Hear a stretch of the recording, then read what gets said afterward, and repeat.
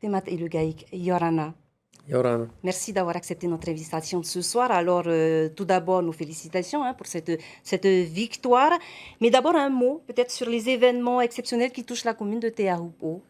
Oui, je voudrais adresser nos Faïtutora, hein, à toutes ces familles qui sont dans la difficulté. Nous avons rencontré Arthur Mati, hein, le premier maire adjoint de Taïrapu Toautera, discuter de la situation.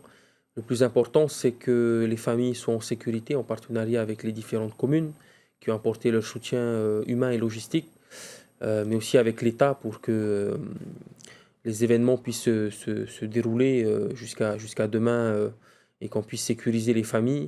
Et ensuite, remercier comme l'a dit Tawana Jonathan, toute la chaîne de solidarité qui a été mise en place.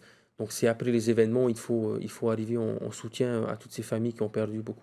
Alors, Thématé, on revient donc sur les élections territoriales. Quel bilan est-ce que vous dressez, vous ce sont vos premières élections territoriales. Donc, quel bilan est-ce que vous dressez de ces territoriales? Remercier l'ensemble des Polynésiennes et des Polynésiens qui se sont mobilisés hier pour ce second tour. On a eu une meilleure participation que le premier tour et qu'au second tour de 2018. Lorsqu'on regarde les chiffres qui ont été portés à notre connaissance hier soir, les Polynésiens souhaitent un changement. Que ce soit dans le vote pour le Taveni Huir Atira ou Aherea Purnietia, lorsqu'on réunit les voix qui ont été obtenues par ces deux groupes politiques face au Tapura, c'est que les Polynésiens ont souhaité, après 10 ans de gouvernance Tapura, un changement. Ce changement s'est manifesté par le soutien au Taveni, parce que pendant ces élections, nous avons porté la décolonisation, plus de justice sociale, une amélioration des conditions de vie des Polynésiens par la répartition des Oscar richesses. Temaru, hier soir, dans son discours, je cite, il a déclaré que le peuple maori est aussi conscient de son droit à l'autodétermination. C'est cela aussi que signifie le résultat des urnes? Oui, évidemment, il y a une différence entre ce que souhaitent que les autonomistes propager dans les foyers polynésiens, c'est-à-dire que le Taveni Huir Atira souhaite une rupture, indépendance directe, avec des murs qui sont montés et puis plus aucune coopération internationale. Nous, ce qu'on dit, c'est que la décolonisation, c'est quelque chose qui doit mûrir dans les esprits des Polynésiens. Il y a une question de priorisation à l'emploi local, une question de protection du foncier, de la réouverture de l'école d'infirmières, de plusieurs filières pour que les Polynésiens puissent passer ces formations et ces filières dans le pays. C'est ça, toute la décolonisation. Pourquoi est-ce qu'on prend Ter Ipaya en tant que ministre de l'Éducation? Parce que c'est le premier agrégé polynésien en Rio Tahiti et parce qu'on souhaite développer les écoles d'immersion. Donc c'est tout ça qu'on souhaite développer dans la société polynésienne par cet objectif de décolonisation.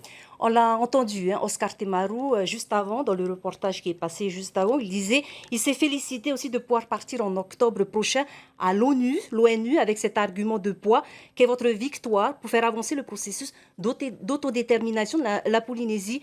Est-ce aussi cela, cette victoire? Lorsqu'on a été élu député il y a 10 mois, nous avons rencontré le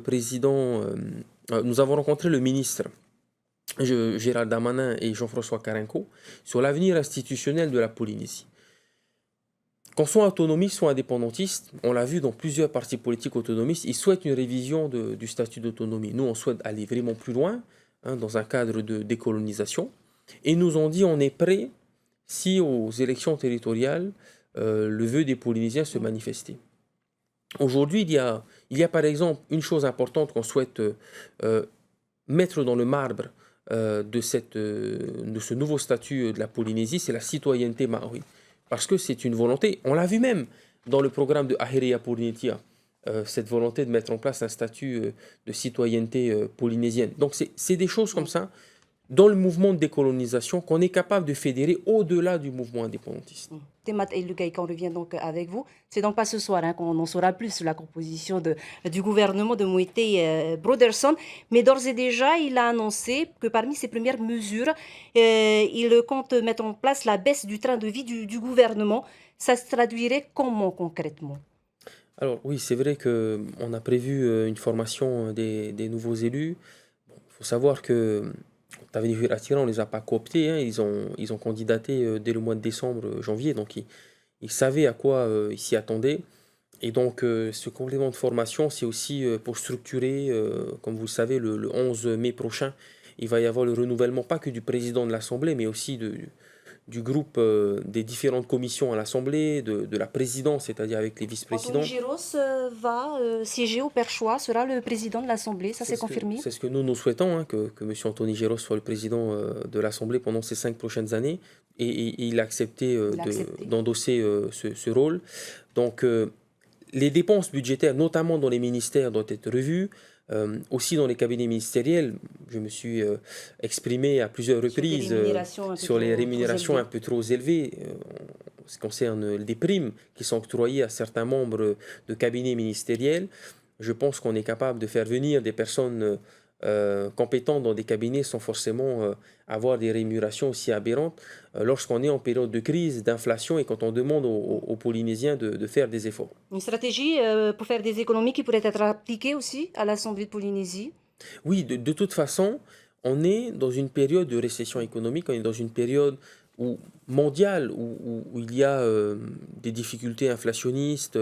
Donc on ne peut pas se permettre, nous, responsables politiques, de dire aux Polynésiens, écoutez, on va augmenter les taxes, vous allez devoir baisser vos budgets, et à côté, le train de vie des politiques ne sont pas diminués. Temat Elugaik, merci beaucoup d'avoir répondu à nos questions de ce soir. Maruru, Maruru.